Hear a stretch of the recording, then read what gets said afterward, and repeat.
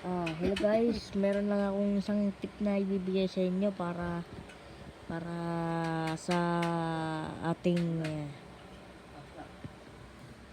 para sa magpapalipad pa lang ng drone. Isa to sa mga mahalagang tips.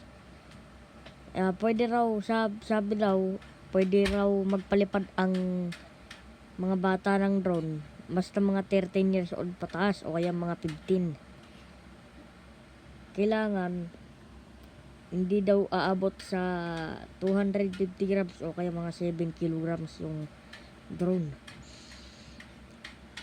Saka ang layunin natin ay makontrol natin ng drone kung saan man sa pwedeng paliparin natin. Hindi ko rin ma-advise na pwede rin siyang paliparin sa loob sa mga sisikip na lugar kasi baaring makasagap kayo ng electromagnetic interference at wifi interference.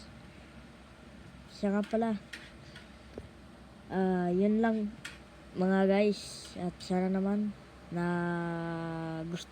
nagustuhan nyo tong tips na ito sa mga magpapalipad pa lang ng drone tulad ko. May in-order akong drone na pang beginner at abangan nyo na lang guys, i-unbox natin siya. Okay guys, bye bye.